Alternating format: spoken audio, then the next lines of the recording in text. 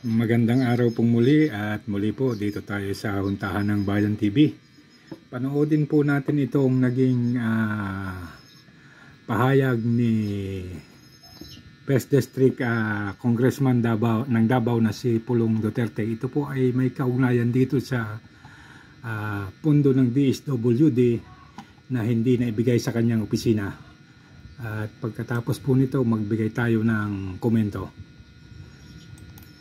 Nag-viral ang larawan na ito na kung saan tila ginigipit ang Davao City sa pondo para sa kanilang medikal. Bisaya ang nakasulat na kung itatranslate natin sa Tagalog, nagkaroon nga ng announcement ang Davao City na temporary daw nilang i-stop o ihinto ang kanilang medical assistance sa mga pribadong hospital dahil hindi na nga daw sila binibigyan ng pondo ng DSWD. Kawawa naman daw ang ating mga kababayan sa Davao City na patuloy na nadadamay at naaapektuhan dahil lamang sa pamumulitika, dahil lamang sa galit ng kasalukuyang administrasyon sa mga Duterte. So, hayan po yung naging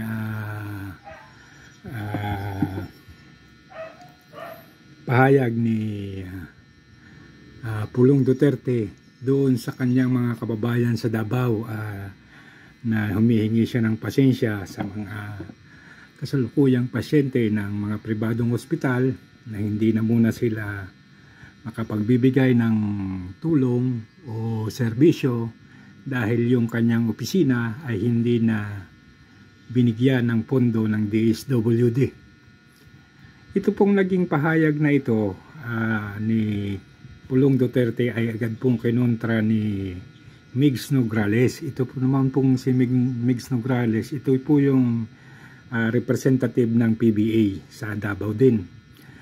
Ang sinasabi po niya, hindi daw totoong walang pondo ang DSWD at sa katunayan, tuloy-tuloy pa rin po yung kanilang mga serbisyo sa buong kapuluan. At yun naman po ay isang napakalaking katotohanan. Pero ang pagkaintindi po kasi ni itong si Nograles, Migs Nograles, ang sinasabi ni Congressman Pulong Duterte ay wala ng pondo ang DSWD na kung tutusin ay hindi tama at maling-mali. Ang pahayag po ni Duterte, ni Pulong Duterte, ay yung opisina niya lang ang hindi nabigyan ng pondo ng DSWD para makatulong sa mga may sakit at pasyente ng mga pribadong ospital sa First District ng Davao. Ito pong sistema ng ganitong pamumulitika, kahit po saan nating anggulo tingnan, lumalabas po na personalan. Ang puno po at dulo nito ay dahil galit sila sa mga Duterte at pinipilit nilang pilayin ang mga Duterte o sirain. Siyempre nga naman, kung hindi na makakatulong si Pulong sa kanyang mga kababayan, ay hindi magiging maganda ang kanyang serbisyo bilang congressman at parang mawawala ng saysay ang kanyang sinasabi na nakahanda siyang tumulong sa mga Davaoenyo. Pero tingnan po natin ang anggulo. Ito po kasing anggulo na ito ay personal at kilala naman po natin ang Marcos sa ganitong sistema. At kung inyo pong matatandaan, ito rin po naman ang natamo nila doon sa dating administrasyon ng Aquino sa nangyari naman sa Yolanda, na kung saan ay sinabi ni Mara Rojas na si Romualdez ay Romualdez at ang pamahalaan ay pinamumunuan ng Aquino. So yun po ay personal ang dating, at kung tutuusin, yan din po yung hindi man diretsang sabihin ay parang doon na rin ang punta. Pero nakakapagtaka lang po at nakakaawa rin itong administrasyon ng Marcos, lalo na dito sa parte ng DSWD. Nagagamit kasi sila sa walang direksyon na sistema ng politika. Isipin po ninyo ang magiging epekto nito sa mga tao. So tingnan ninyo kung malalaman ito lahat ng taga Davao Isa lang ang matatanim sa isip nila, na talagang walang intensyon yung administrasyong Marcos na tumulong sa mga tao.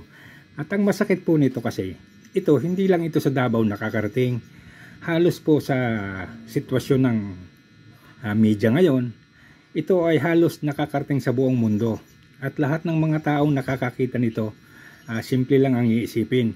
Lalo na yung kilala ang mga Duterte at kilala ang mga Marcos. Ang nakakapagtaka lang din, yung pagpayag ng DSWD na sila ay magamit sa ganitong paraan ay isang napakalaking kamalian. At ang isa pa, kung ganito ang teknik nila, kung ganito ang estratehiya nilang gagawin para mabawi yung suporta ng mga tao, lalo silang lulubog nito. Dapat sana ang estratehiya nila ay maagaw yung atensyon ng mga tao sa mga Duterte. At kung ang gagawin nyo na estratehiya ay sirain yung mga tao kasabay ng mga Duterte, lalo lang po kayong lulubog. Maaari pong dumating yung pagkakataon na humingi ng tulong at awa sa inyo yung mga tao sa Davao na mabigyan sila ng pondo.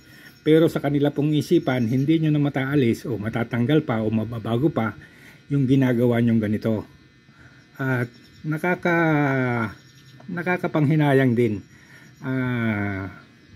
Yung mga pinangako ng gobyernong ito, parang talagang pangako lang. Pero ang isang nakakapagtaka rin, wala po ba talagang advisor o grupo ng mga tagapayo, ang Pangulo, para mapagsabihan at mapayuhan sila ng tamang direksyon? Kasi hindi po nila mababawi yung simpatya ng tao at mababaling sa kanila yung atensyon at pasasalamatan sila sa kanilang ginagawa kung ang gagawin nila ay makakasira sa buhay ng mga tao. Isipin nyo po yung mga pasyenteng magigipit sa ngayon. Mabuti kung yung pasyente lang. Isipin nyo kung ang isang pasyente ay may 5 anak, o may isang pamilya, 5 anak, at may 10 kapatid na may mga kamag-anak pa. So, hindi lang po 1 o 2 ang magkakaroon ng sama ng loob sa inyo. At yung mga taong makakabasa nito, hindi natin masasabi na matutuwa sa inyo. At malamang, lalo lang magpupuyo sa galit yung mga tao. So, ito kasing estratehiya ng gobyerno natin. Kapag meron silang inaayawan na politiko o meron silang hindi gusto, ang una nilang ginagawa, kung hindi tanggalin yung politiko, pahirapan yung lugar ng politiko, na hindi po talaga magdudulot ng mabuting pangunawa sa mga tao at hindi rin magdudulot ng magandang simpatya sa inyo ng mga tao. Lalo lang po silang mawawalan ng paggalang at pagmamahal sa inyo, at lalo lang po kayong masisira. Bagamat sa mga panahon na kayo ay nagpapaayuda, nandiyan sila, nakangiti at tumatanggap ng ayuda, pero hindi nyo po mababago yung saloobin ng mga tao. Ganun na po yun. Laging ang iniisip ng mga tao, samantalahin yung ayuda dahil yun naman ay pera din nila. At kitang-kita po kasi sa ginagawa ninyo, sa ginagawa ng gobyerno, kung anong klaseng panggigipit ang ginagawa nila sa mga politiko na hindi sumasang-ayon sa mga kagustuhan nila. So ito pong nangyari na ito ay isang maliwanag na panggigipit. At ang intensyon po talaga nito, kung tutuusin at sa totoo lang, ay ibagsak ang mga Duterte. Kasi po mula nung napabalitang tatakbo yung 3 Duterte sa Senado, ay medyo naguluhan na ang utak at sistema ng mga traditional na politician. Medyo nagkanya-kanya na sila at mayroong medyo gumagawa na ng ingay at humahanap ng mga rason, mga dahilan kung paano sisirain ang mga Duterte. Pero mali po ang estratehiya nyo.